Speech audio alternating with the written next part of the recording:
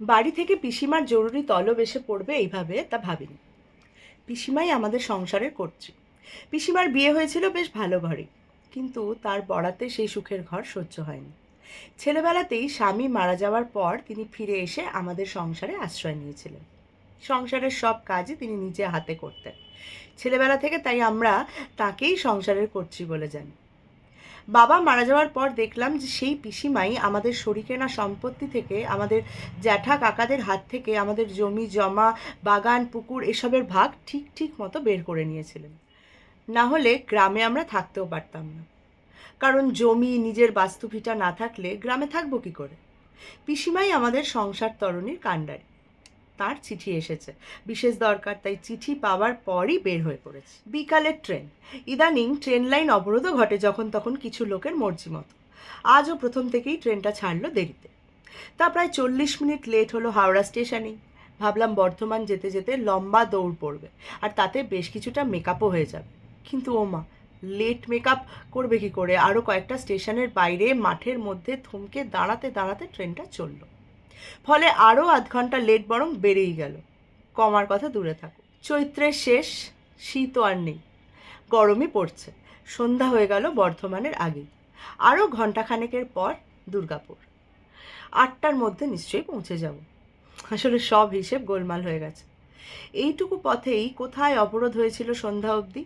এখন দয়া করে তারা অবরোধ তুলেছেন, কিন্তু এত গাড়ি জ্যাম হয়ে আছে যে পরপর তাদের ক্লিয়ার করতে কন্ট্রোলের বাবুরা হিমশিম খেয়ে যাচ্ছে।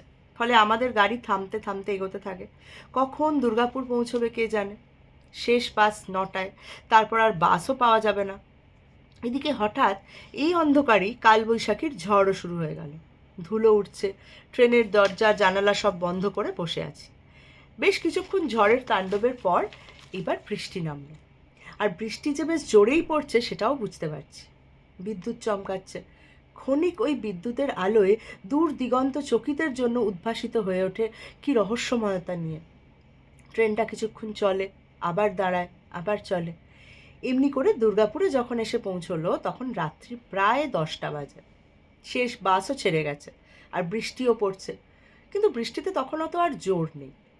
বৃষ্টির সঙ্গে বিজলির ঝলক, মেঘের হাঁকডাক এসব রয়েছে। কর্মব্যস্ত বাস স্ট্যান্ডটাও তখন ফাঁকা। যাত্রীদের ভিড়, কন্ডাক্টরদের চিৎকার, কলরব এসব কিছুই নেই। আমার মতো 2-4জন নিরাশ্রয় যাত্রী এদিকে ওদিকে ঘোরাঘুরি করছে, যদি কোনো গাড়ি ওদিকে যায়। বাস রাস্তা থেকে নেমে আমার গ্রাম আরও প্রায় 3 কিলোমিটার পথ।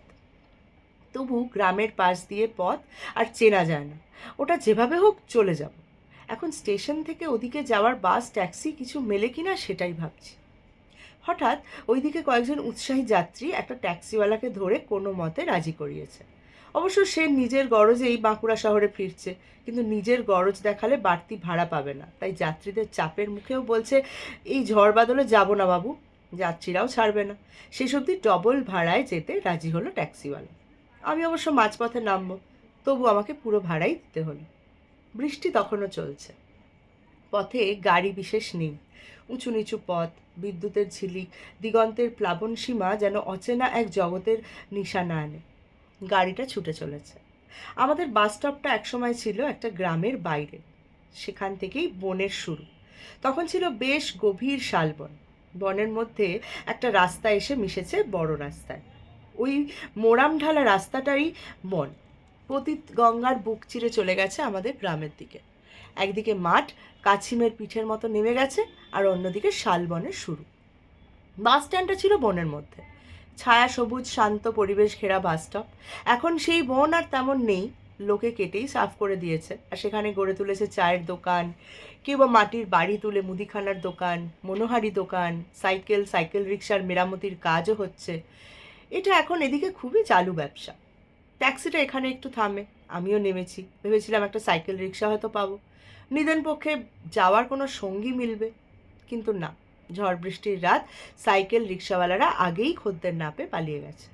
আর ঝড় বাদলের রাতে কোনো যাত্রীও নেই, কারণ তারা তো চলে গেছে আগেই। বাস স্ট্যান্ড নিশুতি, দোকানপত্রের ঝাঁপও বন্ধ। ওদিকে একটা চায়ের দোকানে বাতি জ্বলছে দেখে ওদিকেই চললাম। দেখি দোকানদার চায়ের পালা চুকিয়ে তার নিজের জন্য চায়ের উনুনে ভাতে ভাত চাপিয়েছে। চায়ের আশাও আর নেই, তবু শুধুই কোন গায়ে যাব। দোকানদার বোধহয় নতুন, ঠিক চেনে না আমাকে। বলে সে, ওই তো পথ। পথ তো আমিও চিনি, কিন্তু সঙ্গী সাথী খুঁজছি। তা শুনে বলল, ওদিকে যাওয়ার আর কেউ নেই। মনে হয় এই বাস স্ট্যান্ডে থাকার কোনো জায়গাও নেই। ওসব দুর্গাপুরেই ফেলে এসেছি। এখন এই পথটুকু যেভাবে হোক হেঁটেই যেতে হবে। বৃষ্টির তোড় কমেছে, তবে এখনও বিদ্যুতের ঝিলিক থামেনি। মেঘের বুক চিরে চলেছে বিদ্যুতের ঝলকানি। সেই আলোতেই পথটা স্পষ্ট দেখতে পাচ্ছি। কি ভেবে একটা শাল গাছের ডাল ভেঙে সেটাকেই হাতিয়ার করে হনহন করে হাঁটা শুরু করলাম বেশ বীর দর্পে। অবশ্য আগে এই বনে বন শুয়োর, ভাল্লুক, নেকড়ে বাঘ এসব ছিল। এখন তো বন প্রায় সাফ, ওসব জানোয়ার আর নেই। তবে দেগাঁয়ের ওদিকেই একটা শ্মশান, ওখানে কিছু ইয়া সাইজের কুকুর আছে। দেগা পড়বে বাঁ দিকে, আর পথটা চলেছে প্রান্তরের পুব চিরে। ওদিকে গদার ডিহির শালবন।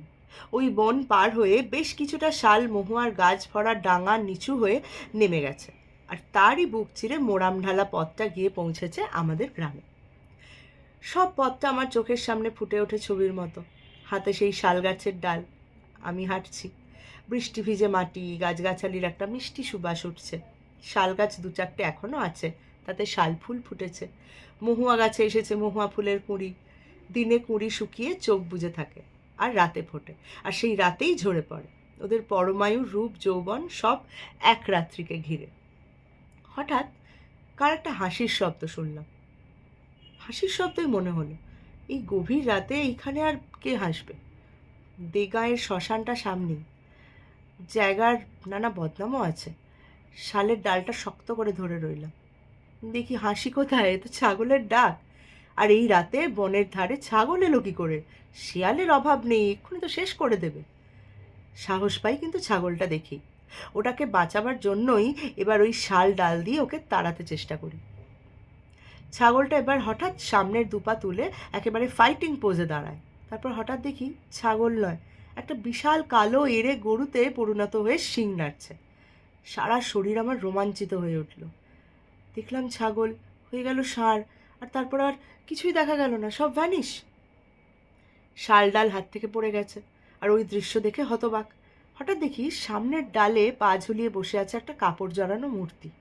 তার চোখ মুখ নাক কিচ্ছু নেই, সব কোটরে ঢুকে গেছে। হাত দুটো শূন্যে তুলে কি যেন একটা বলতে চায়। আর কে শোনে? তখনও জ্ঞান হারায়নি, তাই পালাবার ক্ষমতাটা হারায়নি। দৌড়াবার মতন সাধ্য নেই, তবু বেশ জোরেই হাঁটার চেষ্টা করছি। আর আমাকে পালাতে দেখে মূর্তিটার ডাল থেকে দুটো পা যেন তরতর করে বাড়িয়ে মাটিতে সেট করে আমার দিকে চাইল। পালাবি? সঙ্গে সন্দেশের বাক্সটা দিয়ে যা। পিসিমার জন্য আসার সময় কলকাতার কোনো একটা দোকান থেকে এক বাক্স সন্দেশ কিনেছিলাম। ও বেটা সেই খবর জানলো কি করে? নির্ঘাত ভূত। বুক কাঁপছে, পালাবার চেষ্টা করছি। দেখি এদিক থেকে একটা লম্বা নাক শাকচুন্নিও ঠেলে উঠেছে। ওদিকে সেই ঢ্যাঙা ভূত, এদিকে শাকচুন্নি, ওপাশে একটা কান কাটা ভূত। দেগাঁয়ের শ্মশানে যে এত রকমারি ভূত ছিল তা তো জানতাম না। এবার দফা শেষ হবেই। রামনামও মুখ দিয়ে আসছে না, গলা টিপে শেষই করে দেবে এবার। কলকল করে ঘামছি। হঠাৎ একটা বাজখাই গলার শব্দ শুনে তাকালাম। ভাবতেই পারিনি যে ওই রাতের অন্ধকারে আমাদের গায়ের বিশু পাগলাকে এখানে দেখতে পাবো। বিশু পাগলা যত্রতত্র ঘোরে, আর গাঁজার পয়সা পেলেই সে খুশি। এই উপকার সে ভোলে না। অবশ্য আবার গাঁজার পয়সাটা তাকে দিতেই হবে। দেব তাও সই, তবু এমন বিপজ্জনক পরিস্থিতিতে এই শ্মশানের পাশে বিশুকে পাবো এ আমি সত্যিই ভাবিনি। আমি হেঁকে উঠি, বিশুদা!